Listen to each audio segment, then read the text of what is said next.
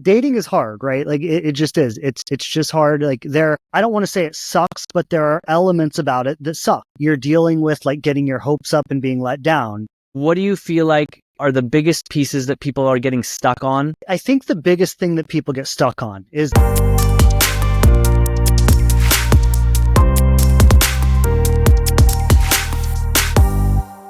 Hello, everyone. Welcome to the show. Feeling pretty good today. I'm in Edmonton right now. It is, this morning, minus 33 with minus 40 as wind chill. And I'm in Celsius. I'm up in Canada. But actually, when you get that cold, I think they match up at minus 44. So our American friends understand kind of what I'm talking about. But I find these more challenging mornings when I get up and face them. I just feel more sharp the rest of the day. And there's a parallel there. I think there's something about when we show up to what's difficult in relationships, it allows for everything else about the relationship to run just so much more smoothly, where we feel better about ourselves, we feel better about how we showed up. Our partner feels more sort of seen and held by us. So just like to weave that little parallel in. Really happy to have Shane Kohler on the program today. We met, it's probably a couple of years ago now. I was checking him out on Instagram. He's very active there. He's passionate. He clearly really knows what he's talking about. I think in this day and age, there can be a kind of like overly positive coaching, like this sort of affirmation coaching that just says like, yeah, just do this thing and it'll all be great. And like, I see Shane as someone who's bringing in the goods, like this is how it is. This is where the mistakes happen. This is where it gets messy. And this is how you find your way back. So really appreciate Shane taking the time to join us. And I'm really excited about what we're going to get into today. So Shane, thank you for being here. Hey, thanks for having me. It's really great to be here. So Shane is founder of the Conscious Love Show podcast and the Inspired Love program. This is sort of the body of his work. And, we were just before we got on the call, Shane was speaking about some of the pieces that he got trained in when he started. And even though I don't want to stay there, I would love to hear, Shane, from you, from that training and obviously all the experience you've had since then. What do you feel like are the biggest pieces that people are getting stuck on in sort of modern times? And what is it that your approach uses to most effectively address those pieces? Yeah. Great question. And when you ask the question, are you talking like specifically in relationship and dating? Like, where are you asking about when people get stuck? Yeah, well, I mean, the audience for the Best Relationship podcast is pretty diverse, but I'm always interested with each guest, like, what's your center of gravity? So we talked a little bit before we got on the air that you're working with a lot of singles.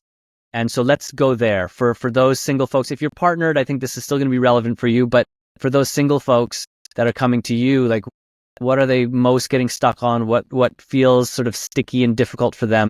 And then what for you feels like the magic ingredient? Like, what do you consistently find is helping these people just get more connected and more clear about how to move forward in their love life? So I think the biggest thing that people get stuck on is like dating is hard, right? Like it just is. It's just hard. Like I don't want to say it sucks, but there are elements about it that suck, right? Like you're dealing with rejection. You're dealing with like getting your hopes up and being let down. You're dealing with like getting to know someone and you like them and there's this gray area and like you gotta stay positive and connected and, all of that, but you don't know where it's going. And like, every day you want to be like, just fucking tell me where this is going. Right. So like there's a lot to navigate. It is challenging. It's vulnerable. It touches us in like the deepest ways and it triggers our deepest insecurities. And I think it's important to say that most of us are not approaching this from a clean slate either. Like most of us are approaching this with a lot of relational trauma, whether it comes from our parents, whether it comes from past relationships, whether it comes from being bullied at school or whatever, right? So it's not like we're approaching this with a clean slate. We're approaching it with a lot of trauma already. And then we're putting ourselves like in the fire where the trauma is being triggered all the time. And somehow trying to stay positive, stay focused, stay motivated, feel good about ourselves, be attractive, be connected. Like it's hard, right? And so I think where a lot of people get stuck is not really being present to how hard it is. And then when they confront the hardship of it, they go, oh, I did something wrong. Something's wrong with me. If if I was better, if I was more attractive, if I was smarter, if I was sexier, if I was more likable, if I was more worthy, if there was something different about me, this would be easier. And no, it's hard. It's hard for everyone. There's nothing wrong with you. It's just the nature of it. Right. And so I think we've got to kind of mentalize ourselves like this is the journey of a lifetime. Like it's like, this is maybe a more of a masculine example, but it's like slaying a dragon. Like you're going on the adventure of a lifetime, and you've got to be prepared for that adventure. You've got to be willing to go on the journey. You've got to be willing to have all those experiences, and you've got to learn how to have them, because like I said, we're not starting with a clean slate. We're starting with trauma. And so starting out, we don't even know how to do this. We don't even know how to feel about it. We don't even know how to think about it. We're operating from a bunch of stuff from our past that doesn't even work. Right? So we've got to understand what the journey is. We've got to prepare ourselves for it. We've got to be willing to go on the whole journey. And we've got to learn and grow as we do it, because what we learn from our parents, what we learn from school, like that is not going to help us in this domain. So that's where I think people are getting stuck. If that's a good enough answer. Totally. Well, I hear you talking about shame, and self-worth. And I think almost everyone in the world is walking around with some version of I'm not good enough. And not all the same. I don't think we all have the exact same package in terms of, the mess we were born into, with whatever our parents' unfinished stuff is, or the journey that we've been on so far. But as you say, I don't think anyone gets off the hook. I think maybe especially in this kind of Instagram, TikTok culture, we're getting everyone's highlight reels. People are trying to put forward the very best possible version of themselves, and it gives us a slanted, dishonest view of others, right? We get the whole story of ourselves and maybe an embellished story on the negative side of ourselves while we look at everyone's highlight reel. And then, of course, we would come to a place where we feel that way. For you, what's the best way to approach and work with those pieces of shame that I think, again, everyone has some version of, but not exactly the same, right? They might have a different genesis point, or there might be certain domains where we feel good enough, and then other domains where we feel like we just don't belong. How do you work with people around that piece? So there are really two major elements to my approach. One is what I would call like the identity element, and then one is what I would call the somatic element. I think they're both important. So the identity element is how I think about myself, how I feel. It's like basically who I believe I am, right? Like when I look in the mirror in the morning, who do I think is looking back at me, right? Like that's the identity. And, to touch on the shame and the unworthiness, it's like most of our identities are wrapped up with shame and unworthiness. And I think if you don't live in this work, if you don't do this all the time, like it's kind of difficult to understand like why that is or how that happens. But I've often used the example. It's like if you're a child and you steal a cookie from the cookie, and then your parent comes and like yells at you for it. Right. And like that child was so innocent, right? Like that child was so innocent, like just wanted a cookie. Like there's nothing more innocent than a child wanting a cookie. Right. And so you go and you steal that cookie out of the cookie jar with this, like just the joy of being a child and the innocence of, wanting a cookie. And then you get yelled at for it. And the contrast between I just wanted a cookie and now I'm getting yelled at for it. It's like, wait, it's like in the mind of a child, it's like, what the hell is happening right now? And the only way we can really reconcile that is to go, there must be something wrong with it. And I'm using a very basic example right now, but like think about like when you showed your parents your report card, or think about when you were told to go to your room, or think about when you blew something up in the microwave and your parents yelled at you or whatever, right? Like just think about these experiences that we go through. But there's a movement now about conscious parenting, and I think so many modern parents are really being present to how do we raise our children to not damage them. But that was not a movement in our generation. And it was like kids got beat, kids got yelled at, kids got grounded, kids got punished. And I'm not saying that we should never discipline our children, but like the way it was handled then is very different than the way it's being handled now. And now a lot of people are still handling it that way.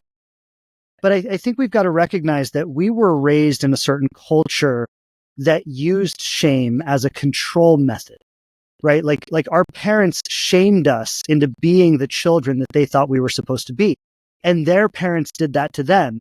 And so we are being brought up in a culture of shame and unworthiness. And by the time you reach adulthood, it is already there, right? And so the identity aspect, going back to the question, is about reframing that identity, right? It's about starting to recognize, okay, I have a history that has taught me one thing about myself. Now I need to start teaching myself something new about. I need to start to recognize my gifts, my attributes, the things that make me amazing, my talents. I've got to start like really using those in a powerful way and really seeing myself in the world, being an amazing person, and really start to create this identity like, wow, I'm amazing. Like, wow, I'm a catch. Like somebody would be lucky to be with me. Like we have to actively create that identity. And that's the first part. The second part is the somatic piece. And this is like, it's more subconscious because it lives in the body, not in the mind, right? So the identity is more conscious. We're more aware of the self-talk or the things we think about ourselves. Like we're very present to that. The somatic stuff, we're not so present to. It lives inside of us, but we don't think about it. We don't talk about it. It's just there. And it feels like a tension. It feels like a heaviness. It feels like when, we get triggered, it feels like an intense reaction in our body. In those moments when you're acting crazy and you shouldn't be doing what you're doing, but you're doing it anyway, and you can't stop yourself, it's like that's when your body has taken over. That's when these limiting impressions from your past are overriding your conscious mind and like making your choices for you. And so we've got to reframe the identity, and we've also got to move the old energy out of the body. And so there are lots of ways, like there are lots of methods, and maybe we can get into some of that, but just in a nutshell, like those are really the two things that need to happen, right? You need to create this new identity. You need to get rid of whatever it is that you're carrying in your body in terms of weight and stagnant energy and trauma, so you can finally feel free in your life. And then from that place, you're really ready to move forward and empower. Got it. Yeah, and I think some people are probably already nodding their head and really getting what you're talking about. Other people might be going, So maybe could you say, like, what's one thing that you think someone who wants to start to work with more positive, healthy, connected sense of self, what could they start to do that would make a difference? And in terms of moving the somatic piece and allowing us to kind of discharge and dissipate long-held pieces in our body that are kind of holding the whole kind of constellation of trauma and unmet need in place. So like one for each. Yeah. So for the somatic piece, I'll just give a really, really simple practice. And I mean, look, I'll just say this by saying, like, I've done trainings where like we literally like screamed it out and like beat pillows and stuff, right? And I've done intense breath work where we would like breathe intensely for like a full 2 hours. And so the realm of somatic work is huge in terms of the different ways we can actually work this stuff out of our bodies. But I'm going to give a really simple practice. Is you can do it anytime. It doesn't really take more than 5 minutes. And actually, if you've never done anything before and you started to practice this for like 5 minutes a day and maybe increasing it to 10 or 15 minutes over time, like you would start to feel so free inside your body.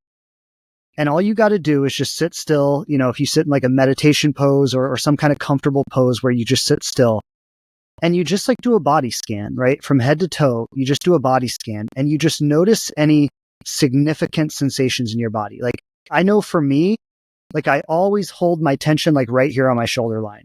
It's just like 100% of the time when I like start checking in, that's where it is. Like I just feel it right there. Right? Some people say like, I always feel a knot in my stomach, or I always feel a knot in my throat, or I feel like a shortness of breath, like I can't get a full breath. So there are different kinds of things you might feel, but whatever it is for you is what you want to pay attention to. And so you just start to check in.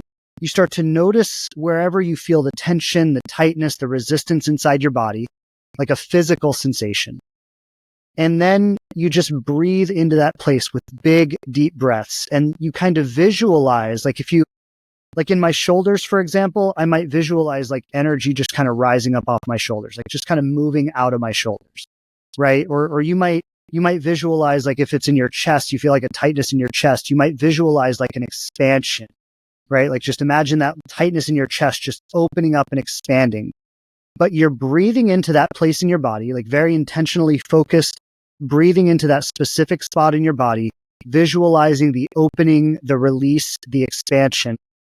And again, if you practice this for 5 minutes a day, like you will systematically release stagnant energy from your body every single day. And you do that for 30 days, you will feel completely different inside your body. Like I'd be willing to bet like you will let go of chronic pain you've had, like just because all of the pain, the headaches, the migraines, like it all comes from the stuff we're carrying in our body. In terms of identity, a simple practice that I've had recommended to me many times over the years is like sit down and make a list of like 50 things that are amazing about you. Right. And like you imagine like writing out 50 things that are amazing about you, like that's a lot. It's to really sit there and dig that deep and like find thing. Oh, I love this about myself. I love this about myself. If you were to do that every day, you make some time in the morning to just make a list. It doesn't even have to be 50 things. Start with 20 things, right? But just every day, it's like starting to direct your self-thought and your self-talk in a different way. Because most of us, I mean, I'm sure your listeners will notice this about themselves. It's like you do something and your immediate response is, oh, I'm such an idiot. Or, oh, what the fuck is wrong with me? Or why did I do that? Or when will I ever learn? Right. And it's like, we've got to start to move that in a different direction. Like that can't be the most automatic thing. And so a simple practice, like just every day taking time to clarify and acknowledge things that are amazing about you, will start to shift your perception of yourself over time. Those are, and when there's a traumatic experience and we kind of shut down or close off or become really rigid, we kind of freeze that state in our system. And that state needs the proper kind of process-based distribution and sort of dissolution of the trauma state, of the dysregulated state. And when we have tension in our body, that's a state that has been practiced over time since traumatic experiences, and now it's almost like it runs on its own. And so bringing conscious awareness to a space and consciously breathing into a space is doing something that you likely weren't doing. Like likely there's an unconscious way that you hold that tension. And likely when that tension first started to happen for you as a result of some disconnection, dissociation, dysregulation, there was a tension in your breathing. And so the breathing, awareness of the tension and the breathing through the tension essentially is sending a signal to your body, hey, yes, that happened. And yes, there was a need to do something about it, but now that need is no longer here. So instead of it just being this mental idea of like, oh yeah, that was the past and now I'm here, working with the body, working with somatics is like physically telling the system that it can let go of this piece that it's been carrying for so long. So I love, again, that's just the simplicity of that. And it made me think of, I want to bring one more thing and I'm curious what you have to say about it, but there's, I assume you've heard of EMDR, the eye movement desensitization training and therapy. And so one of the things that I've heard around why that's effective is that when we're moving through a space, when we're actively in an empowered way moving through a space, our eyes are naturally, they're not focused on one thing. Our eyes are naturally actually looking laterally regularly to track the environment as we make our way through the environment. And much of the trauma response shows up as a freeze. And so to engage a memory and to feel that memory in your body and to move your eyes essentially is doing the same thing as what I just framed. It's like, it's telling your system, we are moving here. We are not frozen. I am not stuck in this place. I'm not stuck as a victim to this threat. I'm actually moving through this experience in an empowered way. And that's subconscious that's operating. But I think we can take some pieces from that and go, what are the ways in which I can engage similar or same states of tension or dysregulation in a new way, in a way that feels more empowered, in a way that's more actively engaging it, and that somehow that naturally allows our system to integrate these traumas. So I just wanted to kind of bring that piece in. Where I'd actually like to go is So we've had these experiences. Shame and a sense of a lack of self-worth is often how those pieces, again, you talked about it as like a way to make sense of, which I totally agree with. Like shame is just one way we make sense of why this pain, why this mistreatment from others. Oh, something's wrong with me. Like it's not a nice belief, but it's a belief that grounds us in a way. It's like it's a belief that makes us go, now I understand. I always say like we're way more oriented to pain we can understand than pain we can't understand. And Well, so and I we'll think actually, yeah, go ahead. well, I was going to say, you've got to put yourself in the mind of a child, right? Because, as adults, we can go, oh, my mom was stressed out. Oh, she was overworked. Oh, she didn't get enough sleep. Oh, I was running around driving her crazy. Like as an adult, we can say all of that, but a child doesn't know that. Like a child can't understand that. So a child, like literally the only thing they can get a hold of is something's wrong with. Yeah, beautiful. And even like looking at it through the lens of the child towards the parent, but also can we look at it through the lens of the parent to ourselves as still a child, like these frozen pieces. Like I got a 4-year-old in me still. I got an 8-year-old in me still. These pieces that aren't fully healed and integrated in me are in a real way stuck in that state of development. And so like for there to be more compassion. Okay, so one thing actually, we're going to go on another track because of what you just said. This idea of using the adult mind to try to reconcile, early traumatic experiences, I think is just, there's so many pitfalls. There's so many opportunities to misuse information and knowledge. Can you speak to that? Like, especially now, like we're in the age of information. No one is lacking the ability to, even now with AI, like, okay, well, this is what's going on for me. What's the deal? How do we get past trying to use our adult mind to make peace with things that the adult mind's just not equipped to do? Yeah. Well, so what I hear in that, and you can correct me if I'm wrong, but it sounds like you're talking about the ego. And the ego is the survival based part of our consciousness, right? Like the ego. So you imagine when you're a little kid, you're just born into this world. You're very tiny. The world's very big. And you look around and it's cold and it's bright and there are loud noises and you're completely helpless. Like you can't do anything. And so like fear comes with that, right? Like there's an experience that you just like, where am I? What's happening? Right. And so in the moment you experience fear, a part of your consciousness is born that's like, I'm going to protect you. And that's the ego. And so what happens is the ego, like most of our lives, the ego has been this protective part of our consciousness that has been trying to control situations, that has been trying to manipulate situations to work out in our favor, that has been trying to see how everything's going to work out before it even happens. And it's like, I'm not even going to get started unless I know it's going to work out in my favor. And like the ego is constantly afraid and it's constantly trying to like anticipate and control situations to mitigate its fear.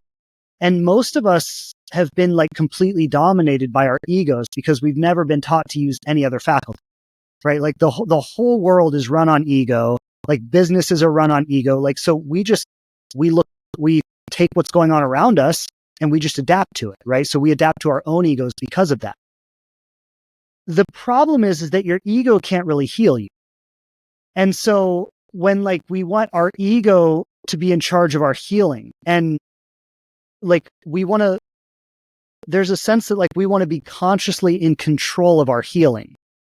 And the being consciously in control of things is what limits your healing, right? So there's this huge paradox where you actually kind of have to put the ego aside and allow the healing to happen. And the more you try to take control of it with your ego, the more you're going to slow it down and you're going to limit it. So I know that might sound kind of ambiguous to the listeners. So if we take the example of what we were just talking about of like releasing the tension in your body, right? Like that's not something that you're thinking about and controlling. It's something that you relax into and you allow it to happen, right? Like simply the act of bringing awareness to where the tension is, focusing and breathing into it, visualizing an expansion, like just simply being present in that experience allows it to happen. When I start going, How much did I do today? Did I do enough? When am I going to feel free? Why don't I've done it every day for a month? Why don't I feel free yet? Right? Like that's what limits it. And so we can't consciously control it. We've got to some degree, surrender to the process and, do the work, but allow it to kind of unfold in its own time. So is that what you were getting at? Yeah. I think the way you kind of articulated and connected dots there around the ego and how the ego would approach kind of working with the body, I think is relevant. It's totally accurate to what I was talking about. And, when you think about letting go, like you're talking about, you don't like try to relax. Try as hard as you can to relax. Like, no, that's not how relaxation works. You can't force yourself to relax. Yeah. And what that requires, what I see that requiring is a kind of trust in life.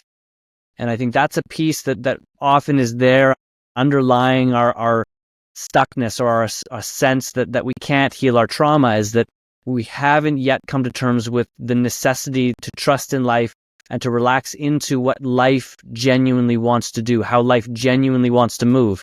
I think it's one of our magics as human beings. We somehow have this capacity to get in there and do something other than what life naturally wants to do. And I think it's a double-edged sword. I think it allows for new levels of adaptation and creativity, but mixed with that capacity, that power, is the ability to be something we're not, and to get in the way of how life wants to move in a way that not only perpetuates, but can even deepen and worsen the impacts of trauma. So I don't know if you want to get into that, but I have a kind of a place I want to go, but I want to give you a moment in case you want to kind of respond. Well, I think you said a lot of it right there. And I love what you just said, is that, yeah, it's like when we lean on that too heavily, right? And I think there is a space for it. The ego is not bad, but when we lean on that too heavily, it ingrains the trauma even deeper, right? Because the ego is always going to lean on the shame. It's always going to lean on there's something wrong with me. It's always going to lean on I'm not enough, because that's how it protects you, right? The ego says, no, you're not enough for that experience. Don't do it. It's going to hurt. And that's how the ego keeps you safe. And so there is a necessity to challenge our own ego and say, I think I can handle it. And then you're terrified. And then you're like, oh my God, how am I ever going to get through this? But when you do, you're no longer the same person anymore. And going back to what we were saying about identity, that in and of itself will shift your identity. Yeah. And one way I like to look at it is like the ego is really a servant. It's a vehicle and a servant, and we get to choose what it's in service to. The ego can be in service to our own knowing, our own love, our own connection and alignment with life itself. Or we can make the ego in service to like narrow self-interest or a preferred experience in any given moment. And then ego just kind of does what we tell it to. So there's more nuance and sort of depth in there, but I think I want to kind of stay there, because where I want to go is I coached sport for a number of years. And when you're training coaches, at least in Canada, I assume it's the same in the States. Where are you based? New Jersey. New Jersey, yeah. My mom's from Brooklyn. I think I may have mentioned that. Okay, yeah. Yeah, so in coach training, there's theory, technical, and practical sort of levels of coaching. And so theory obviously is just like, conceptual and best practices and all that kind of stuff. And then the technical is like, how do you actually implement skill development and athlete development in training sessions and all that. And then there's the practical, like you need to get out there and do it. And so that practical piece to me, especially now, I think there's just so many places to get certifications and universities and all of that.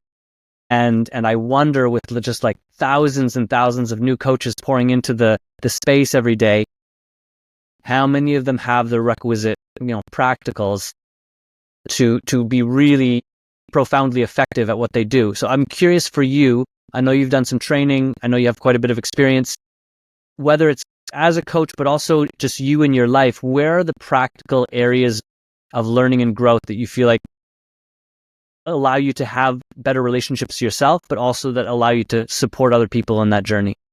Yeah. Does anything stand out? Definitely. And I mean, I truly believe that like life is the best teacher. Like we should only be in a classroom long enough to get the courage to go out there and try it. Like really, that's because you're going to learn so much more trying it than you will reading about it. Right. So, and that's actually my approach with my clients. So this just kind of came intuitively to me, and I've done it ever since I started coaching, is like, I'm not interested in sitting in a coaching session and talking about how you're going to do it. Right. Like, I'm more interested in sitting in a coaching session and talking about how you did it and what worked and what didn't work and what you want to do better next time. Right. Like that is such a more powerful conversation than just theorizing about, well, maybe we could try it this way, or maybe we could try it that way. Because even in the moment you do it, you're not going to do it the way you theorized about. You're going to do it the best you can in that moment. And it's going to be a mess because you've never done it before. The best thing to do is to get practicing. I want to share just a little story, because this actually, I have my Inspired Love group on Tuesday nights, and this came up for someone in there. And so this is last night, we were talking about this. She was one of the students. She was saying that she's been dating this guy for a while, amazing relationship, like best relationship she's ever had in her life. Things are really moving along, and she's been feeling like she wants to say, I love you, but she hasn't said it yet. And she's been like trying to say it, but she can't get the courage to say it. And we've been talking about it, and she's like, I have never been the first one to say it ever in my whole life. Like, I've never been the first one to say it.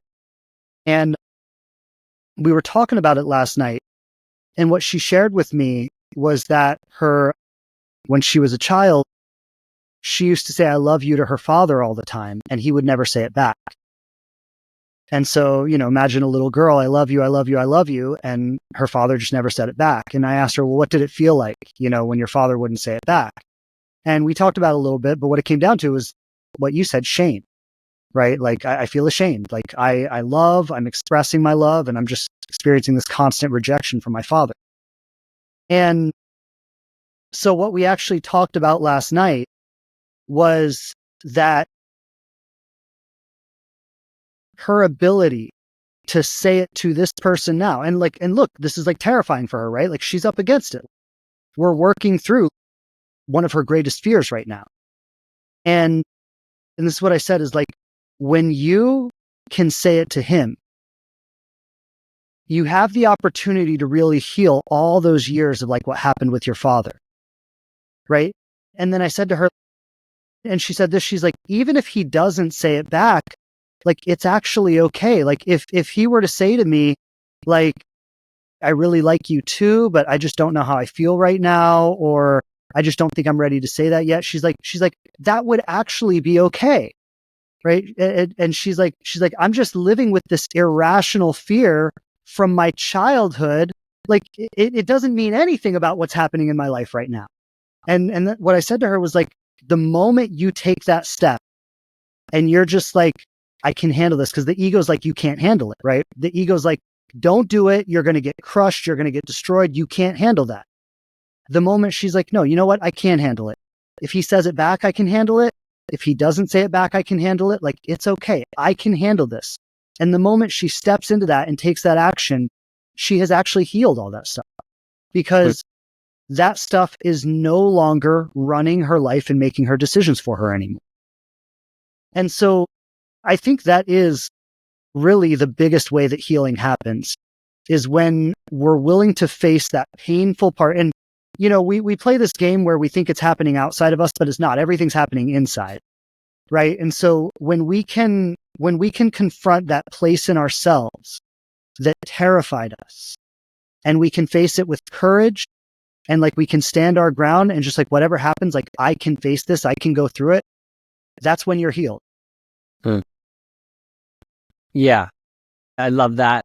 I think the healing of the system, there's a cyclical returning to the dynamic that needs to happen. But I think when there's been a block and an unwillingness to cross a threshold, something profound and meaningful shifts about that pattern once we realize what it is, and we act out what we now know about our truth. To me, it's really about being in full expression. At a young age, most of us that are carrying shame had a moment or a time where we decided, oh, I'm not going to fully express myself anymore. It's a form of self-abandonment. It's a form of like, oh, my self-worth and my truth don't belong here or aren't welcome here, or I'm not worthy enough to express these things here. And when we realize that nothing out there has to change for me to begin doing that again, that's like turning a corner around the traumas we have. And I actually really, you probably know who Gabor Mate is. Yeah. So he had a few years ago, he was speaking about trauma in terms of not what happens to us, but what happens inside of us as a result of what happens to us. And I like that, but that was incomplete to me. And then actually now I hear him, he's really involved in psychedelic work around people in healing trauma right now. And what he's saying now is what trauma really is disconnection.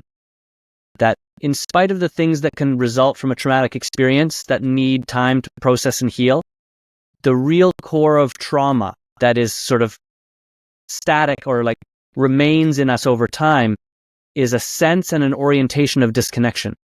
And that healing is all about reconnecting. Not after the pain, or not, if we can get past the pain, in the midst of the pain. If we can reconnect in the midst of the pain, we begin to reorganize the tangled mess of attachment wounds and trauma. And so maybe we can kind of bring it back, because I think we've been talking about kind of like the nature of the ego and how these things can happen, and coaching, which is beautiful. Can we bring it into like that person out there that feels lonely, that still is carrying their shame, they've done some work, they've seen some results, but it's still like, I don't love myself yet. I don't feel love coming from others in the way that I really desire. What can they do? And there was a piece we were talking about before we got on around like dating apps, and like, does this modern environment make it even harder for us? So it's a two-part question. Like, what does that person do to make things better? And how do they navigate the kind of technology space that may actually make it harder for authentic connection and harder for us to like find our authentic self? Yeah. So I really think the first thing that person needs to do is to start letting it be okay to be who they are and where they are, and just every aspect of their life as it is right now, to just start allowing that to be okay. Because we've spent our whole lives looking out at looking at ourselves, at the world around us, and going, hey, this isn't okay. I need more of this. I need more, like I'm not enough yet. Once I get this, I'll be okay. Once I get that, I'll be okay. And so, and that is just a perpetuation of shame, right? That is a conversation of shame, where things are not okay because I'm not okay, right? And the more I feel I'm not okay, the more I think things are not okay. And that's all my shame and a reflection of my shame. And so if we can just start by like, it's all okay. Like, it's okay to be who you are. It's okay to be where you are. It's okay to feel the way you feel. It's okay to think the things you think. It's okay to have been through whatever you've been through. Like, just stop the judgment and the resistance to yourself in your life, right? Like that's the first step. And that's a big step, right? Because like, even just doing that and like coming back to that a million times a day, like, oh, there I am saying it's not okay again, right? Like, there's a lot of work in just that, and just like letting me be who I am, letting my life be as it is. And then that's kind of the jumping off point. The more you can step into that, I'd say the next step is really to like start to explore your passion. And when I say passion, I mean, there are a lot of different words we could use for that. We could use excitement, inspiration, love, joy, but it's like, just like when you imagine the greatest expression of your life, what does that look like? Like, just, I mean, if you were to create a vision board or just start writing things down on a sheet of paper, like, what kind of place are you in? What kind of people are you around? What kind of things are you doing? How do you spend your day? Right? Like, you just start to paint a picture of the kind of life you want to live, the kind of person you want to be, the kind of friends you want to have, the kind of communities you want to be a part of, the kinds of activities you want to be involved in.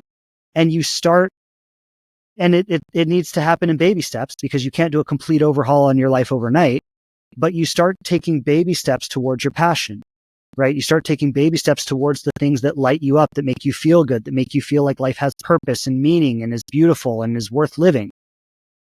And so I think for that person, those two things would be what I would work with them around before anything else. Because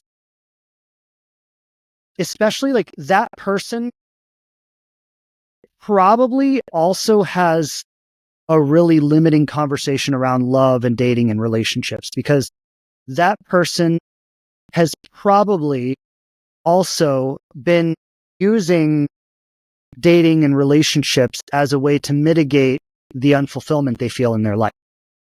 Right. So I'm not happy in my life. I don't love myself. I don't feel good about myself. What do? I go out and I try to get someone to love me. I try to get someone to pay attention to me. I try to get someone to like me and think about me and want me. And when I get that, that makes me feel better about the fact that my life is ultimately unfulfilling.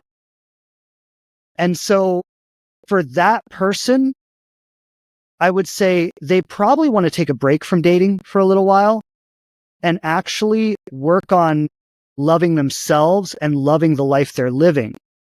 And then it doesn't have to be a complete overhaul, but at least feel like you've taken some ground in that respect, so that when you go back to dating, you'll be doing it from a whole new perspective.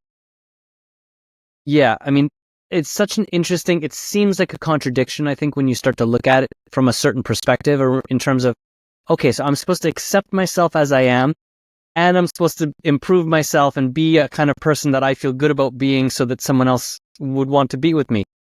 Can you kind of square that circle, or like, how do we make sense of, like, because I think I agree. I think we need both. The idea that I'm a slob and I don't clean up after myself and I've been unemployed for a year and I just treat people like garbage. And hey, why doesn't anyone love me? It's like, well, wait a second. There's some math that we need to do there. So how do we include those two, or how do we integrate those two? So I can fully accept myself, but I'm not in a parking spot. I'm genuinely leaning into my edges of growing as a human being and becoming someone I feel good about being, simultaneously accepting where I am right now. How does that work? Yeah, it is a paradox. And I agree. It's like, yeah, love who you are and try to become someone else. Now, but the thing is, and I think this is what resolves the paradox, is it's not about becoming someone else. It's about becoming more of yourself. Right. So, and I think the way we resolve this is by just acknowledging that we are all a work in progress. Like that person, there's an old saying that like every master was once a disaster, right? Like every person you look at and go like, oh, they're amazing. Like, how could I ever be like them? Like, you got to know that at one point they felt like you. And that honestly, they probably still have days where they wake up and feel like that. Right. So it's like we are all a work in progress. And so when you really realize that, when you realize that nobody's a finished product, even, you look at the top person in the world and there's somebody that they look up to and feel small next to. Right. So when you realize that, like, look, we're all on this journey and everyone's at different places on the journey, but you can't be anywhere other than where you are. And rather than arguing with where you are, which is just completely useless, you can accept where you are and at the same time work to improve where you are. Not because you need to be different than who you are, but just because there's untapped potential that hasn't been brought forward yet. And why wouldn't you want to do that? What else are you going to do in this life? I really think what this life is about, if there's one thing that it's about, is about bringing everything that's inside of us out. Right? Like, finding how to do that, finding ways to do that. And that is the journey of a lifetime. So does that resolve the paradox? Well, yeah, I think it does. For me, I just think life happens in a very innate way. Like, life knows what it's doing. Like, just walk into nature. Just go. If you have a patch or an expansive space of nature nearby, like, go and get quiet and like see what's going on there. And there's this beautiful quote. It's like, look at nature. It's never in a hurry, yet everything gets done. Something like that.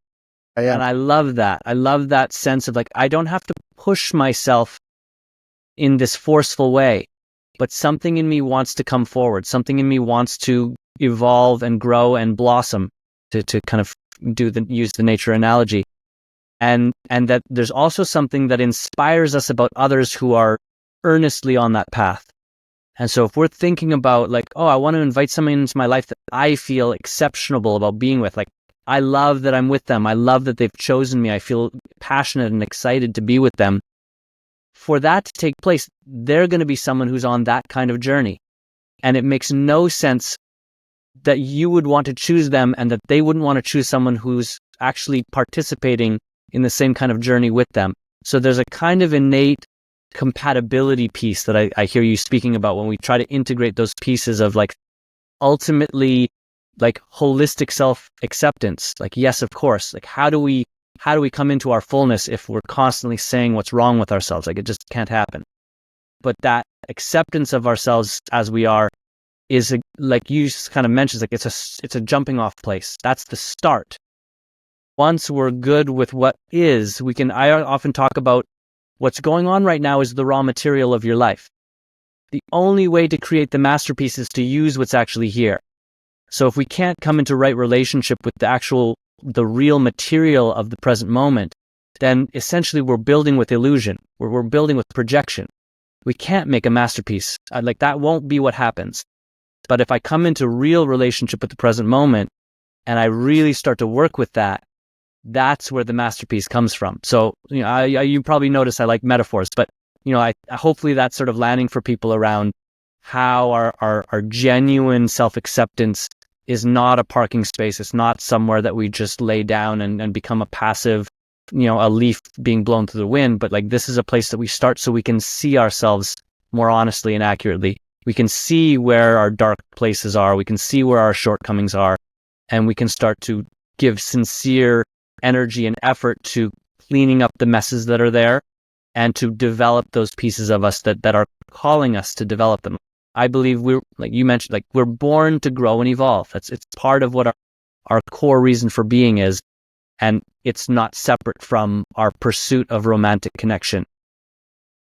Which brings me to the piece that I wanted to get into. I believe you talked about the dragon earlier in the conversation.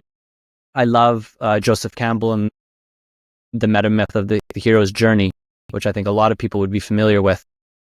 And I do believe wherever we haven't fully woken up to our unconscious, those are our dark caves. Those are the places in us that feel most terrifying, that feel most uncertain. And we're meant to enter those caves. So to get a bit more personal, like, can you identify a dark night of the soul or a time when you had to go to a dark place? What did you learn there, and what did you bring back? Yeah, great question. And it may surprise some of the listeners, actually. So the first thing that comes to mind when you say that is when I went to jail. So maybe even a surprise for you. I don't know if you know this part of my story, but so I don't. I'm totally curious.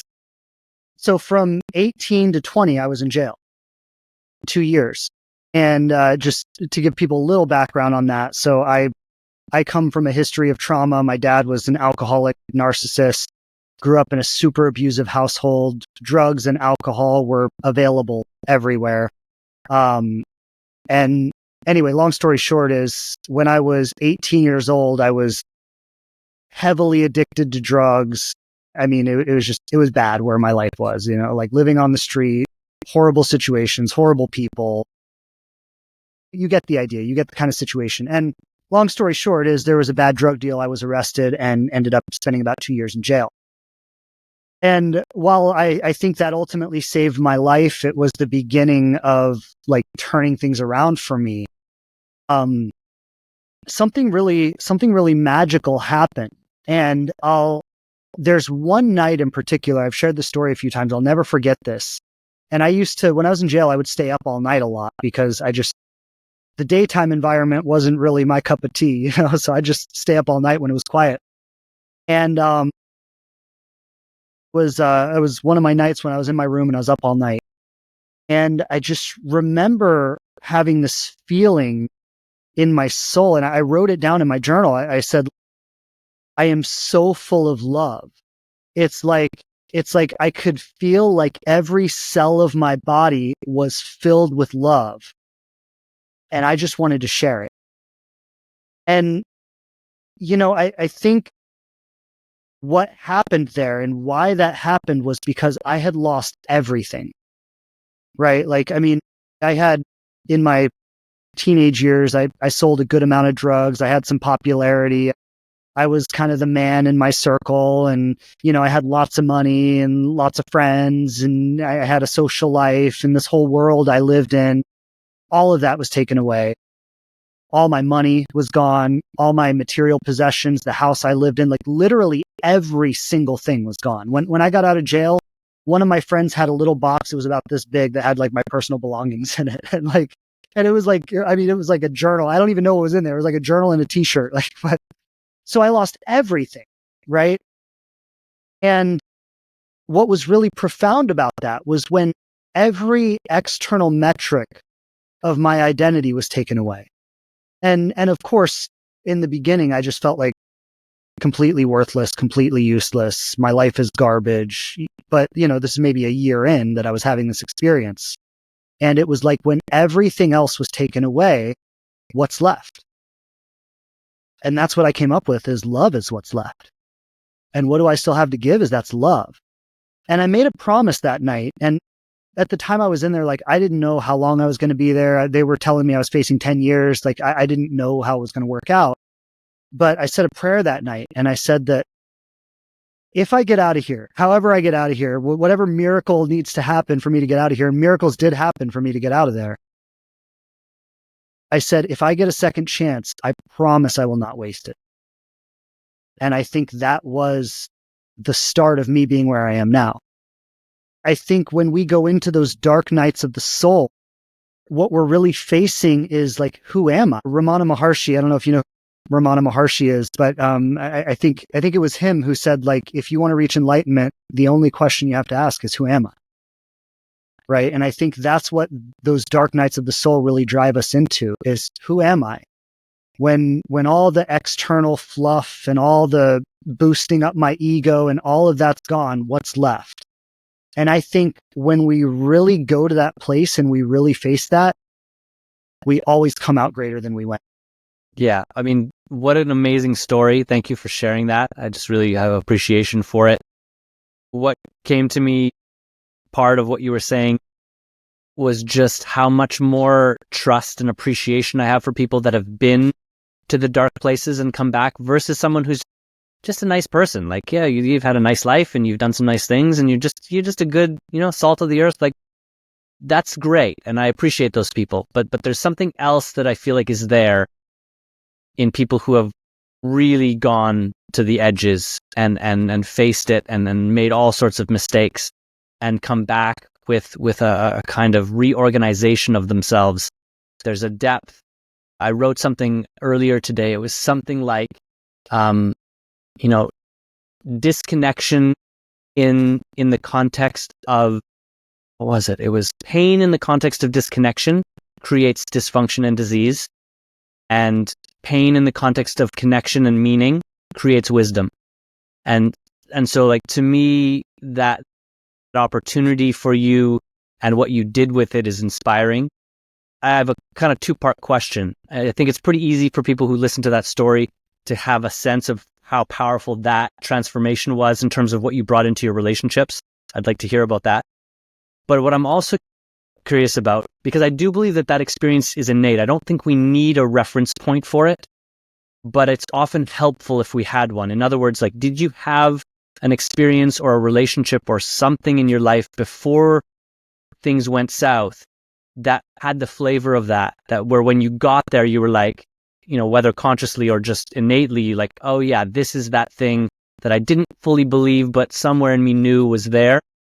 Or for some people, it's like, it was all darkness, but they still found the gold at the heart of it all, which tells me that that's what's actually there at the heart of it all. So I'd love for you to answer that one. Like, did you have a reference for that kind of love before you went into prison?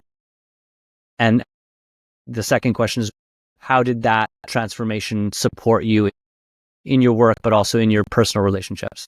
Yeah. I think I did. And I think you just said something really important is, like, in the context of connection, it brings healing, but in the context of disconnection, it can actually strengthen the disconnection. And, like, I'll say, like, when I was in jail, I was a rarity. Like, most of the people are fighting and playing cards and talking shit and, like, That's most of what's happening in there. Like, I actually learned to meditate in jail. I learned there was something in me that I think was a little bit differently oriented than most of the people I saw around me. And I don't really know where that comes from. The only thing I can attribute it to is, so my mother, she was 19 years old when I was born. And I mean, like, there's a lot of problems there too, but just say, like, my life with my mom was not a walk in the park, but I lived with her until I was 13 years old. And then I went to live with my dad. And while, she was a teenage mother and we lived in extreme poverty and we had a lot of challenges, I think like the first 5 years of my life were a little bit enchanted because it was me and my mom. We were like best friends. My grandparents were around. They were very supportive. I was very, very loved. My mom took me to church every Sunday, like said prayer before every meal. So there was like this spiritual kind of foundation that I came from.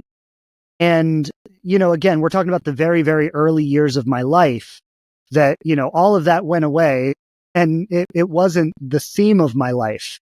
But I do think having that as kind of a starting point, it did give me something to go back to. And again, like that's the only thing I can really attribute it to because I don't know where else it would. Yeah. And I'll say one thing because I do want to hear the second part of the question.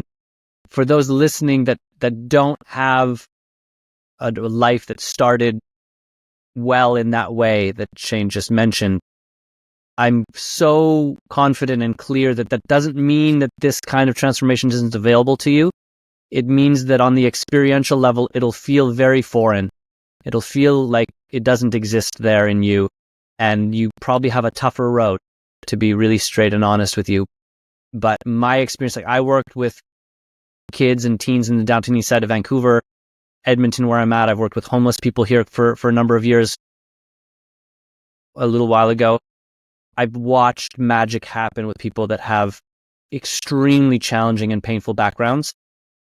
The healing can happen, and there is a proportional relationship between the amount of pain and trauma and disconnection that we experienced early on and the amount of pain and difficulty that we need to make peace with as adults to properly heal all of that. So I just wanted to throw that piece in just in case anyone's like, okay, well, I don't have that, so it's not going to work. Just, yeah, the human condition's capacity to heal is astonishing. And for some of us, the path is harder than others. So I just wanted to kind of throw that one in.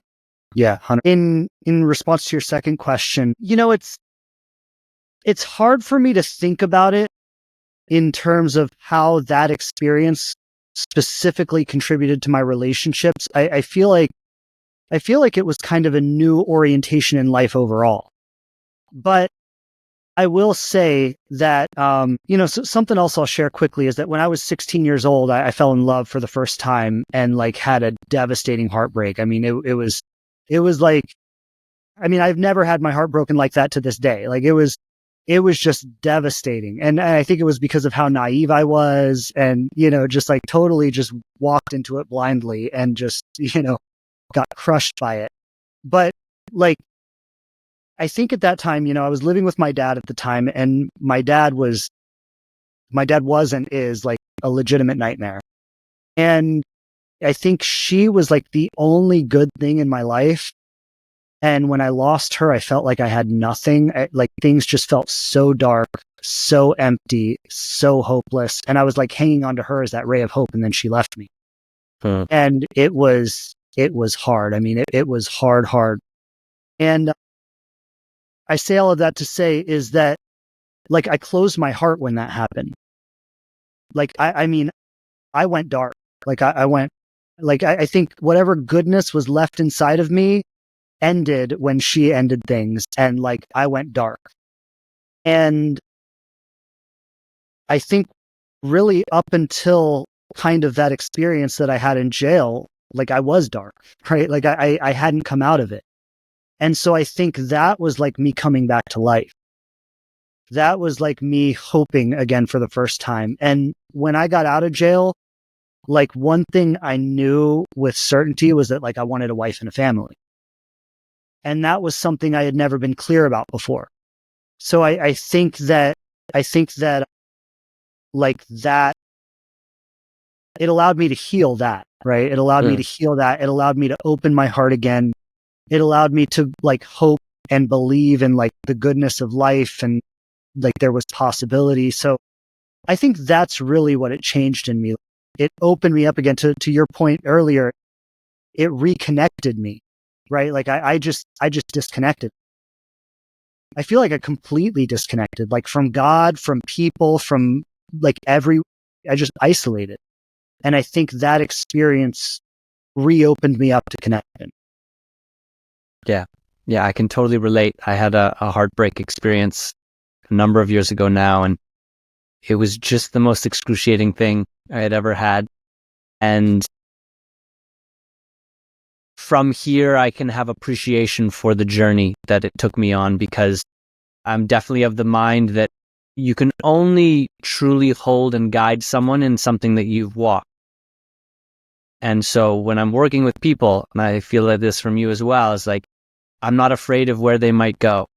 I'm not afraid of the kind of pain that they might have to face. I feel like, yeah, I've been to hell. I've been to the edges of my own reality, my own existence, and I've been in the darkness and realized that ultimately it's okay.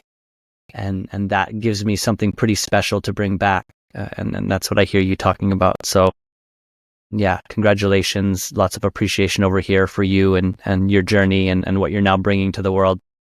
Is there anything else you'd want to say in terms of like what we didn't really touch on? Actually, I just want to kind of pull this piece forward, because I think a lot of people that are in sort of the dating space, they do feel a kind of hopelessness. Like it just feels like a really challenging, painful, fruitless space. And then maybe there's resentment or like, why me? Or like, look at how messed up everyone is. And no, let me tell it. I want to tell a story. I want to tell a story about dating, and then I want to throw it over to you around just hopefully bringing some of the depth of what we explored here into like a positive, not a spin, but like just a positive way for people to frame what's ahead of them around like not feeling connected, not feeling like they have the relationship they want, to genuinely knowing they can create that for themselves. That's what I'd like to finish with. But the story I wanted to share was, this must have been 16 or 17 years ago now, maybe early on in the online dating kind of world. But I found myself online, going on dates with people I was meeting. I think it was Plenty of Fish. I don't have a clear recollection of it, actually. And I remember, so I went on this date with this woman, and her profile looked good. Like I found her pictures attractive. We met at a coffee shop.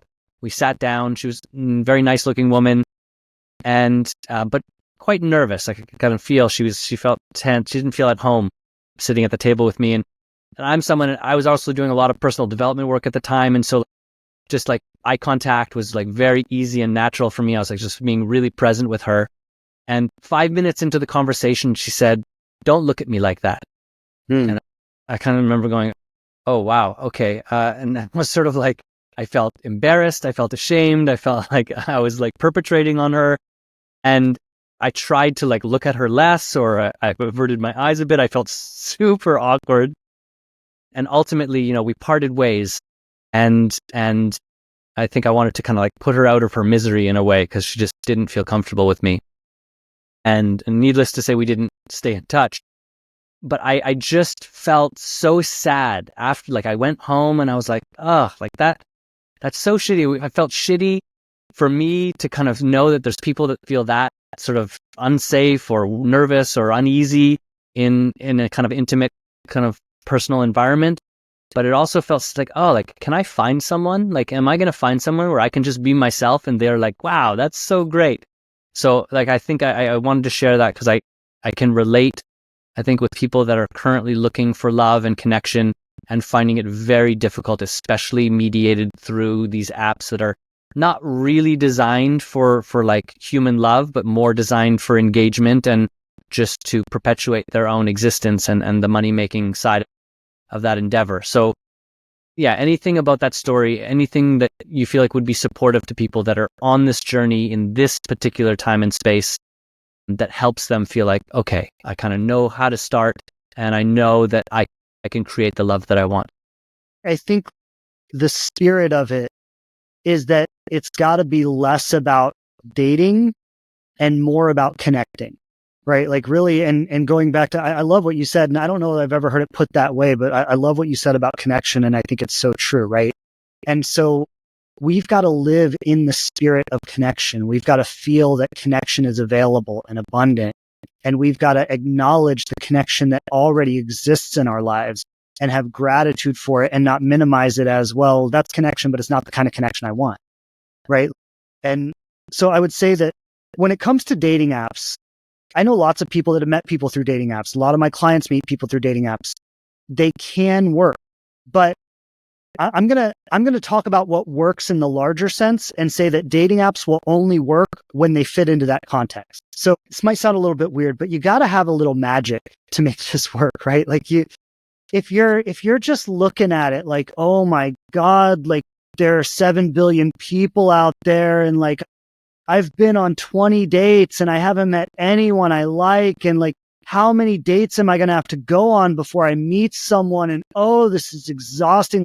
It doesn't matter what you do from that place. It's not going to work out. And so like, I really want to stress this for people is like, make your, if you feel that right now, if you are like in that place, don't have your priority be to get into a relationship. Have your priority be to get out of that place. Right. So you want to start thinking about like, how can this be more fun? How can this be easier? How can there be less pressure? Right? Like what kinds of connections can I make? Like, I think one of the things that don't work about dating apps is like they create pressure because it's like you meet a stranger and you're like in this romantic situation with them and it's awkward as fuck. And like nobody knows what to say. And you're wondering what the other person is thinking and you're trying to impress them, but you don't even know if you like them. It is so much easier to meet people in communities than it is to meet people on dating apps. When you get into a place that you like to be, around people that you like to be around, in an environment where your gifts are acknowledged and appreciated and encouraged, right? And the people there have like mind and similar interests and similar topics of conversation. And you can meet someone there and say, hey, I'm Shane, what's your name? And you can strike up a conversation and you can exchange numbers and you can hang out. And it's totally comfortable. It's totally natural because you're starting from that commonality rather than just some random person from the internet. And so I'd say like, if you want to be on dating apps, great. They can work, but limit the amount of time you spend on them, right? I tell my clients like 30 minutes a day or less, send a few messages, respond to a few messages, like a few profiles, whatever, but then be done with it. And take all that extra time and use it to get out in the world, to meet cool people, do things you love. And even as you're doing that, like you've got to get out of the mentality of like, I'm at yoga right now and I'm like looking around, like who can I date here at yoga? Like you got to get out of that mentality. Be at yoga for yoga, make the natural connections that come through yoga. Like I share the story often. Someone went to a yoga class or a workshop or something. I don't know exactly what they did, but this woman I was coaching, she went to some event and met a woman and made really good friends with this woman. And then this woman introduces her to her brother and they get married. But it's like, if you were like sitting there like, oh, I'm not interested in meeting women, I'm just looking for a man. Like, well, how many possibilities are you closing off by closing off connection? Right. So it is literally about being in the space of connection, being connected to people, being connected to yourself, being connected to your joy, building relationships with awesome people. It doesn't matter who they are. It doesn't matter if they're sexy or not, right? Like you've got to get out of that kind of myopic focus and open up to the abundance of joy and connection that is all around. And you've got to live in that space consistently.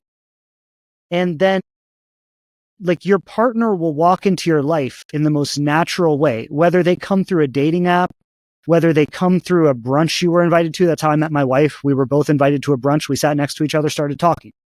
We couldn't have planned that. It just happened. Like our egos couldn't have orchestrated that. It just happened. But it happened because we were in the right place at the right time, and boom. You got to focus on being in the right place at the right time. Don't focus on what happens when you get So like, yeah, I just want to say from that energy, the person will show up. They'll show up through a dating app. They'll show up through something else. Your goal is to be in that energy, not worry about how and when they're going to show up. That's it. Yeah. Yeah. I hear you speaking about, these words kind of came as you were speaking. Let go of what you can acquire from people and tune into how you can create meaningful connections as often as possible. So, and I like that because it's not even just about like, okay, how can I create connections with the people I want to be with? It's like, no, that's too narrow. It's too acquire based. It's like you're trying to get something. What can you create? What kind of connections can you create? What can you cultivate through those connections? All of the ones available to you right now, because as much as we don't like to admit it or we're not able to see it, when we get really good at cultivating connection, as you say, then the people that are really meant for us will just naturally come through. And we'll look at each other and we'll go, oh, look what's here. Nice. Like, let's build something together. And it won't be brand new, right? Like you'll now have this time where you've been learning how to cultivate connection in all sorts of different places. And now you'll have something to bring to the table. So I love that as a kind of closing message. Shane, really, really appreciate you. Enjoyed having you. I hope we get to kind of dance and play in the sandbox some more. For those that really enjoyed, obviously there's a Conscious Love Show podcast. Please go and check that out. Shane has the Inspired Love program. That's sort of the centerpiece of his work. If people want to find you, where's the best place other than those two? Yeah, I'd say Instagram, probably best place to connect with me. It's on Instagram. I'm at _living_relationship. So it's the living relationship on Instagram. Yeah, probably best place just for general connection. Definitely Conscious Love Show podcast on all major platforms. If you want to deep dive with me, that's the place to do that. If you want to work with me, Inspired Love, that's where we work. And, we have amazing results there. And yeah, those are the basic landmarks, I think. Awesome. Well, again, thank you for being here. Appreciate your time. Again, I'll keep looking out for you. I look forward to crossing paths when we get a chance. Awesome. Well, it's been a pleasure. Thank you so much for having me. I always enjoy connecting with you and great conversation. So thank you so much. And grateful to be here. Yeah. For those that tuned in, thank you for being here. Lots more to come. And until next time, my friends, love well.